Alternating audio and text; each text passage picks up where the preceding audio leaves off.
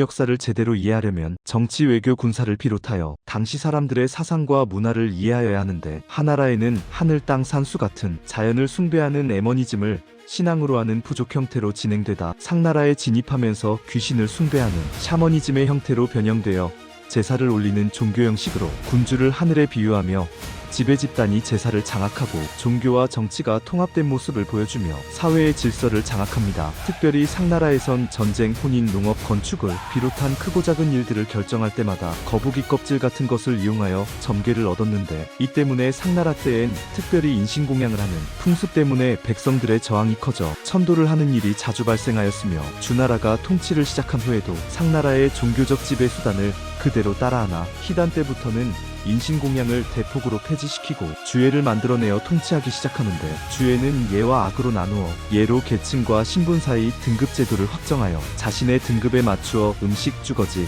마차, 제사, 노비의 수량 등을 정하게 하며 악으로 예를 보충하는 모습을 보여줍니다. 쉽게 말하면 주나라는 왕족이나 공을 세운 대신들에게 제후와 경대부로 책봉하며, 제후들은 자신의 제후국에서 경대부와 사를 책봉할 수 있으며, 이들은 끝없는 세습을 통하여 자신이 책봉된 영지에서 세금을 거두어 사대부, 군사, 평민, 노비를 통치하며 왕을 보좌하게 합니다. 두 번째로, 똑같은 제후들 사이에서도 왕의 자식이나 친족 대신들의 공로를 나누어 공, 후, 백, 자, 남작으로 책봉되어 이들에게 군사와 영토, 노비의 숫자까지 명확하게 규정한 후 복장 색깔이나 연회 때 사용하는 악기와 무녀들의 숫자까지 엄격하게 규정하였는데, 기록에 의하면 마차에 사용되는 말의 숫자는 왕은 6필, 제후는 5필, 경은 4필, 사대부는 3필, 사는 2필, 서민은 1필로 기록되었으며, 연회를 즐길 때 왕의 무녀는 64명, 제후는 36명,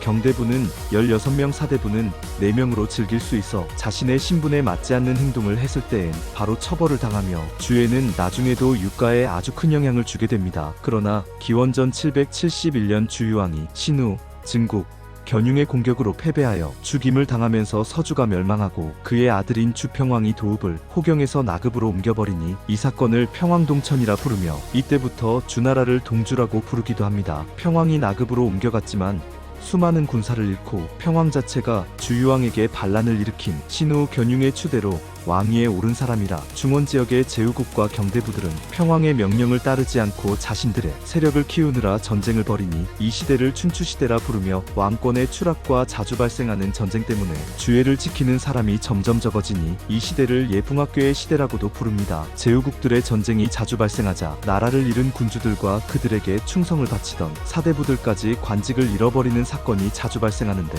기원전 770년부터 221년까지 사대부 중에서 군주와 백성들에게 새로운 사상과 견해를 얘기하는 사람들이 생겨나기 시작하며, 이들은 자신의 주장을 앞세우며 비슷한 사람들이 모여 자신들만의 학파를 만든 후 다른 학파들과 치열한 언쟁을 벌이는데, 역사에선 이 사람들을 가로 부르며 이 시대를 백가쟁명이라고 부르게 됩니다. 서한시대에 만들어진 역사서 한서의 기록에 의하면 이 당시 자신의 사상을 주장하였던 가들은 189개의 학파로 기록되며, 청나라 때 만들어진 사고전서에는 1000여 개의 학파로 나누어졌다고 기록되는데, 현재는 12개의 학파만 기록으로 남아있습니다. 이들은 법가, 도가, 묵가, 유가, 음양가, 명가, 잡가, 농가, 소설가, 종행가, 병가, 의가이며, 이 중에서도 유가와 도가는 불교와 함께 3교로 불립니다. 참고로 중국에선 초창기에 사람의 신분을 사, 농, 공, 상으로 등급을 나누었는데, 원나라에 진입하면서 학문을 경시하는 모습을 보여 일관, 일이, 삼승려, 사도사, 오의사, 육공인, 칠장인, 팔기생, 구여생, 십거지와 같은 10등급으로 나누어 버리는데, 나중엔 명나라와 청나라의 통치 기간엔 다시 사람의 직업을 상중하의 9개의 등급으로 만들어 3교 구류라고 부르며 신분 차이를 나타내게 하며, 기록마다 조금씩 다르지만 주요하게 3교에는 일류교, 이도교, 삼불교의 순서로 부르며, 상중하 구류 중 상구류는 석가모니, 신선, 황제 대신 황족, 재상, 진사, 천거받은 사람, 향시에 합격한 사람, 중구류는 수재, 의사, 화가, 피영, 가수, 점쟁이, 스님, 도사, 바둑기사, 하구류는 연기자, 악사광대, 미발사, 건달, 세신사, 수리공, 사육사, 기생으로 나눕니다. 제일 처음 알아볼 학파는 소설가이며, 대표인물은 현재의 하남낙양 출신인 우초라는 사람입니다. 소설가는 춘추 전국시대 때부터 민간을 돌아다니며 이야기를 하는 사람으로 구성되었는데 현실보다 과장된 부분이 많아 비판받는 일도 생기며 서한의 우초가 주나라에 관한 이야기 943편을 바탕으로 주설이라는 책을 써내 이름을 알리나 현재는 모두 소실되어 버렸으며 소설가는 민간 기반으로 이야기를 꾸미고 시간을 소모하는 용으로 발전하다 보니 제후와 사대부들 사이에 큰 관심과 영향을 미치지 못한 학파이기도 합니다. 두 번째로 설명할 학파는 의가인데 대표인물은 편작으로 본명은 진어린이며 현재의 하북인구시에서 태어나 객관에서 일을 하였으나 장상군이란 사람한테서 의술을 배우고 민간에서 섭취한 의료 경험으로 제, 조, 위, 정, 진나라를 돌아다니며 환자를 치료해주며 의술을 알리기 시작하니 사람들은 황제 시절 의술이 유명했다는 편작에 비유하며 진어린을 편작이라 칭하기 시작하였습니다. 진어린은 환자의 형태 소리 정황 맥박으로 병을 진단하고 내과, 외과, 분여과, 소아과, 오관과에까지 침구, 안마, 탕약 등의 방식으로 치료하였다고 기록되며 현재도 중국 의학의 시조로 칭송되고 있습니다. 기록에 의하면 진어린은 마지막으로 진나라 27대 군주인 진무왕을 치료하는 데 성공하여 진무왕이 태의령이란 관직을 내리려 하였지만 이해라는 진나라 태의령은 질투심에 불타 자객을 파견하여 97세 된 진어린을 암살하였다고 기록되어 있습니다. 이후에도 순우회, 화타, 장준경, 가롱, 손사묘, 이시진 등이 의가의 명맥을 이어오게 되며 이 중에서 편작 화타, 장준경, 이시진은 중국 고대 4대 명의로 추대되고 있습니다. 세 번째로 알아볼 학파는 농가이며 대표인물은 허행이란 사람으로 초나라 출신이며 신농시의 역사를 기반으로 하여 생활을 간소화하고 제자들과 유랑 생활을 하던 중 등국이란 나라에서 작은 땅을 가지게 되어 직접 경작을 시작합니다. 이들은 상업을 경시하고 농업을 중시하여 군주들에게 농민들과 함께 밭에서 농사를 지어 재해에 대비할 것을 요구하며 창고에 식량과 재물을 비축하는 것은 농민들을 착취하기 위한 것이라고 주장하니 일부 군주와 사대부들의 비판을 받기 시작합니다. 허행은 곡물은 국가와 백성들의 근본이니 금은 보석들은 배고플 땐 먹을 수 없고 추울 땐 입을 수 없으니 무조건 농업만 중요시할 것을 주장하며 상업이 없어도 물물교환으로 충분하다고 주장하니 당시 계급관계를 중시하던 유가, 법가와 크게 충돌하며 이런 과정에서도 허행의 농가는 군주와 사대부들 사이에서 큰 관심을 보이는데 성공하지만 통치 사상이 아닌 도구로만 사용되게 됩니다. 네 번째로 알아볼 학파는 잡가이며 대표인물은 여불이라는 사람입니다. 잡가는 하나의 독특한 학파라기보다 여러 개의 학파의 사상을 모두 종합하여 설명하는 학파인데 잡가들 중 제일 먼저 사교가 사자, 여불이가 여시춘추, 유한이 회남자라는 저서들을 남기지만 모두 자신들의 주장이 아닌 다른 학파들의 사상을 인용하거나 저술하는 형태이기 때문에 별다른 영향을 주지 못하고 나중에도 역사와 나라를 다스리는 방법을 연구하는 데만 사용되어 당시에도 큰 관심을 받지 못하게 됩니다. 참고로 사교는 여불이보다 먼저 사자를 저술하였지만 여불이의 영향력이 사교보다 크기 때문에 여불이가 잡가의 대표인물로 추대되고 있습니다. 다섯 번째 알아볼 학파는 명가인데 대표인물로 전국시대 송나라의 해사와 조나라의 공솔룡이란 사람으로 두 명은 똑같이 명가를 대표하나 서로 주장하는 내용은 완전히 다른 인물들입니다. 일단 명가는 출신과 재물을 내세우며 사치를 자랑하는 학파가 아닌 변론가들인데 전국 시기부터 워낙 자신들의 학파를 주장하는 사람들이 많아지면서 명가도 주목을 받기 시작합니다. 명가는 법률과 관례를 근거로 논쟁을 벌이는 사람들로 해사는 물질과 시간에 큰 의미를 주지 않고 모든 물건의 형태가 다를 수 있지만 물질은 같다고 주장하는데 예를 들면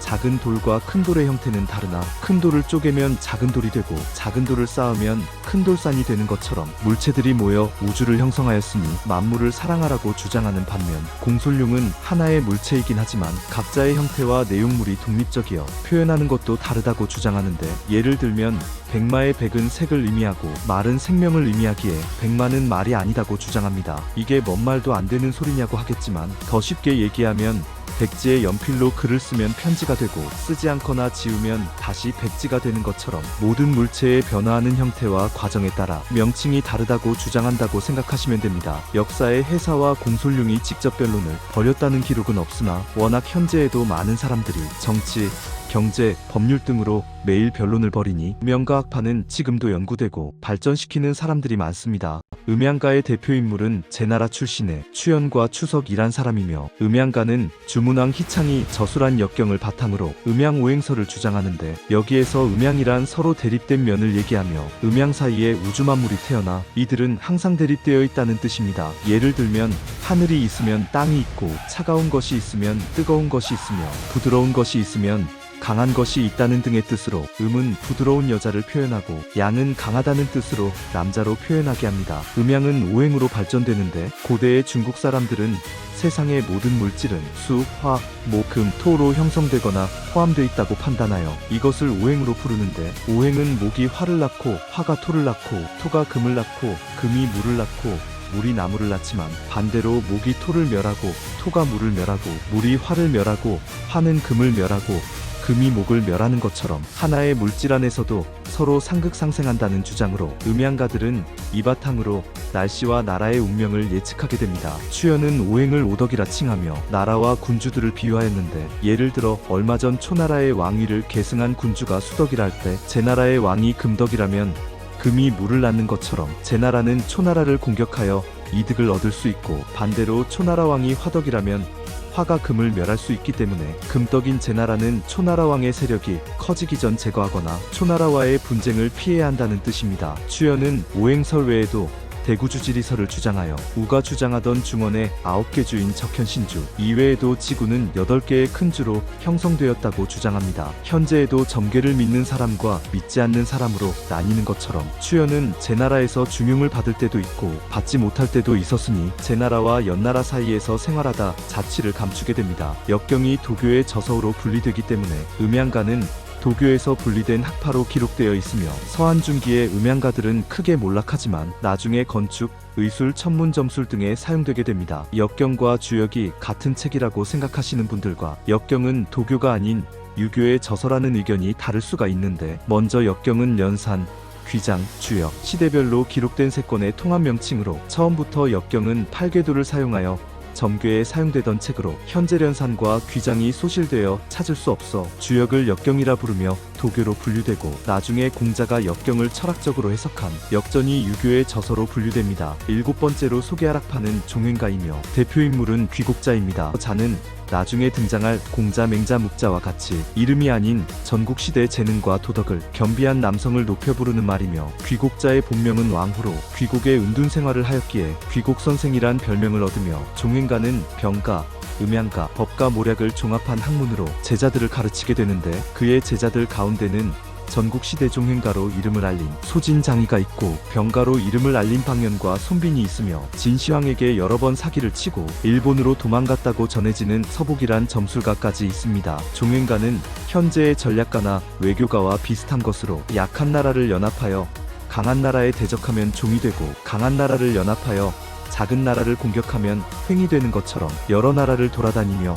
그들의 이해관계를 이용하여 실제적인 방식으로 접근하여 이익을 최대화시키는 것을 목적으로 군주들을 설득시켜 자신들의 목적을 달성합니다. 이들은 또 각 나라의 실태를 파악한 후 약한 나라들을 연합하게 만들거나 연합해 있는 약한 나라들을 분리되게 하는 역할을 하는데, 이 과정에서 뇌물과 암살 등도 사용하니 음모와 약모를 동원하며 다른 가들과 달리 자신의 주장과 도덕에도 얽매이지 않고 항상 목적만 추구하며 임기응변에 탁월하니 전국시대처럼 여러 나라들이 생존과 세력 확장을 위하여 끝없이 싸우던 시대에서 아주 큰 역할을 담당하여 그 어떤 학파보다 높은 대우를 받으며 한 나라의 운명까지 좌우합니다. 소진장 이외에도 전국시대에는 공소년, 범저, 감모와 같은 유명한 종행가들이 등장하는데, 이들에 대한 설명은 전국시대편에서 더욱 상세하게 설명하고, 위에서 얘기했던 것처럼 종행가들은 전국 종행가서, 귀곡자, 전국책 등 많은 저서를 남겼는데, 이 저서들에는 책략과 모략, 변론의 기술, 이들의 사상과 행동을 적절하게 묘사하였기 때문에 현재에도 외교, 경제, 정치, 군사에 인용되며 많은 사람들이 연구 중입니다. 병가는 말 그대로 군사를 지휘하거나 전술을 연구하는 오래된 학파로 대표인물로 주나라의 개국 공신 강자라고 생각하는 사람도 있지만 대부분 병가의 대표인물은 손자병법을 저술한 손무를 병가의 창시자로 인정합니다. 손무는 워낙 제나라 사람이었지만 전란을 피해 오나라로 이주한 후로부터 병법을 연구하기 시작하며 오자서의 추천으로 오왕부차를 도와 초나라와 월나라와의 싸움에서 대승을 거두지만 오나라왕 부차가 자신의 절친인 오자서를 살해하자 그 후로부터 시골에서 은둔 생활을 시작하며 또다시 병서를 저술하다 돌아갑니다. 병가들은 계략, 행군, 진영, 외교를 강조하는 전술가, 날씨, 점술, 지형, 심리를 강조하는 음향가, 군사들의 병기, 함정, 공성기계를 강조하는 기교가 들로 나누어지나 이들은 모두 자신과 상대방의 상황을 알면 100번 싸워도 패배하지 않는다는 지피지기 백전불태를 강조합니다. 병가는 군사들에게 어떤 상황에도 상대방의 의도에 대적할 수 있는 변화를 요구하고 기세와 외교로 상대방을 제압할 것을 주장합니다. 우리는 영화나 소설 게임 속에서 대규모의 전쟁 화면의 웅장함을 보면서 감탄하기도 하지만 실제적인 전쟁은 엄청난 잔인함과 공포 속에 수많은 사람이 목숨을 잃는데 그 중에서도 제일 잔인하고 사상자가 많이 발생하는 공성전은 한 명의 장군이 공성하면 수만 명 군사가 목숨을 잃는다는 뜻인 일장공성만 골고라는 말이 유래될 정도였으니 손무는 손자병법에서 상책으로 모략을 이용하여 상대방을 위험으로 제압하고 중책으로 외교를 통하여 연맹을 구축하여 상대방을 고립시키며 하책으로 전투를 벌이고 최악인 경우에만 공성전을 벌일 것을 강조하였습니다. 전국시대에는 워낙 전쟁이 많던 시대라 손무 외에도 손빈, 백기, 오기 등 수많은 병가들이 탄생하고 그 뒤로 한나라의 장량, 한신과 같은 사람들이 탁월한 지휘력을 보이며 많은 저서를 남기는데 중국에선 손무의 손자병법, 손빈의 손빈병법, 강자의 육도, 위료의 위료자가 중국사 대병서로 존재하며 손빈은 손무의 후예로 손무의 두 번째 아들 손명이 손순을 낳고 손순이 손기 손기가 손조를 낳았으니 손빈은 손조의 아들이라 전해집니다. 현재에도 손무, 오기, 손빈, 위료를 병가의 성인으로 추대하며 수많은 군사가들이 연구 중으로 이 중에 13편으로 구성되어 있는 손자병법은 중국뿐만 아니라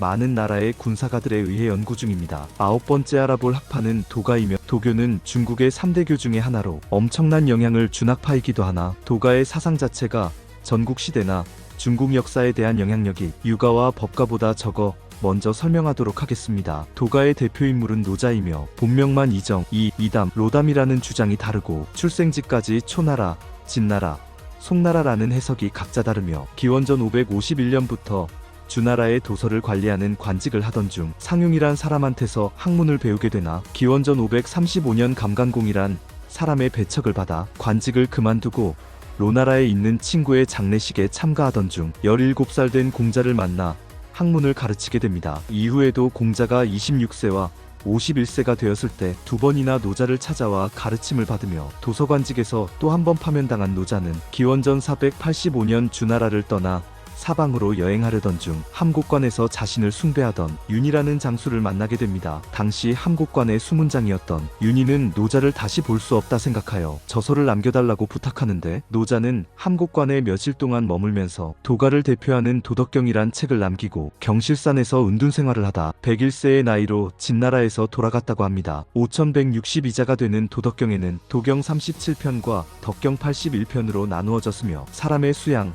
치국, 용병, 수련 방식을 다룬 책인데 나중에 철학, 과학, 정치, 종교에 큰 영향을 주게 됩니다. 노자에 이어 도가를 진정한 학파로 성장시킨 장자와 열자 등은 도를 강조하며 대도무이를 주장합니다. 여기서 얘기하는 도는 우주만물의 근원이며 도가 자신들의 발전 방식으로 흘러가니 인위적으로 관여하지 말고 바람이 스쳐가듯 물이 흘러가듯 자연의 순리대로 놔두면 모든 것이 순조롭게 흘러갈 수 있다는 뜻입니다. 더욱 이해하기 쉽게 해석하자면 빈잔엔 물을 더욱 부을 수 있으나 이미 채워져 있는 잔에 물을 부을 수 없는 것처럼 모든 것엔 완성될 때가 다 있으니 급하게 하지 말라는 뜻입니다. 저의 해석 방식으로 설명하면 사람은 누구나 태어날 때부터 방식과 시간이 다르지만 언젠가는 자신이 죽을 거란 결말을 알고 있듯이 사는 동안 너무 애를 태우지 말라는 뜻이며 그렇다고 오늘부터 이불을 덮고 누워만 계시라는 얘기가 아니고 현재 진행 중이나 이미 지나간 일에 너무 집착하거나 아쉬워하지 말고 평온한 마음으로 받아들이면 될 수 없었던 일도 성사될 수 있다는 이야기입니다. 도가의 사상을 한나라에 들어서면서 점점 변화하여 도교라는 종교가 탄생하게 되는데 도가와 도교는 본질적으로 다른 것이, 도가는 철학적으로 자연과 인간이 하나가 된다고 판단하여 신앙을 요구하지 않으며 사람 자신의 정신적 수양을 강조하여 수련과 신비한 힘을 추구하지 않는 반면, 도교는 도덕경을 자신이 경전으로 노자를 자신의 신으로 추대하지만 그 외에도 민간의 점술과 귀신도 숭배하여 도교는 헤아릴 수도 없이 크고 작은 신이 존재하는 다신신앙을 가지고 있으며, 수련과 단약을 통하여 어떤 사람도 신선이 될 수 있다는 것과 장생불로할 수 있다는 것까지 강조합니다. 종교, 이단, 미신의 차이점이 무엇이냐고 묻는다면, 저는 개인적으로 종교는 신앙을 통하여 사람들의 잘못된 판단이나 잘못된 습관을 억제시켜 악의적인 마음과 그릇된 행동을 막게 하며, 이단이란 종교를 위장한 개인 숭배를 통해 타인의 희생과 재물을 요구하는 방식으로 자기의 사욕을 채우고 목표를 달성하는 것이며, 미신이란 자신의 욕심과 목표를 위하여 부도덕적한 방법과 비상식적인 공양을 바쳐가는 행위를 미신이라고 생각합니다. 참고로 서유기 51화를 보시면 삼장법사가 청우정에게 잡혀가자 손오공은 하늘의 신들에게 도움을 청하였지만 그들의 무기는 청우정이 가지고 있던 금강탁이란 보물에 흡수되어 버려 불교의 최강자인 열애에게 도움을 요청하며, 열애는 18명의 나한에게 금단사를 한 개씩 내어주어 청우정과 싸우게 하였지만 금단사까지 흡수당해버립니다. 나중에 청우정이 태상노군이 타고 다니는 청우라는 것을 알고 태상노군에게 도움을 청하여 청우정을 굴복시키고 삼장법사까지 구하나 청우정은 그 어떤 처벌을 받지 않고 열애는 18발의 금단사를 돌려받지 못합니다. 여기서 중점은 이 한 알의 금단사는 하나의 금산으로도 바꿀 수 없는 보물로 묘사되어 있습니다. 여러분, 진정한 신이 있다면, 진정한 신이라면 여러분의 금여푼이 필요할까요? 여러분은 교와 미신의 차이가 무엇이라고 판단하시나요? 다음 화에는 묵가에 대하여 알아보도록 하겠습니다. 여러분들의 구독과 좋아요는 항상 저에게 가장 큰 힘과 용기가 되어줍니다.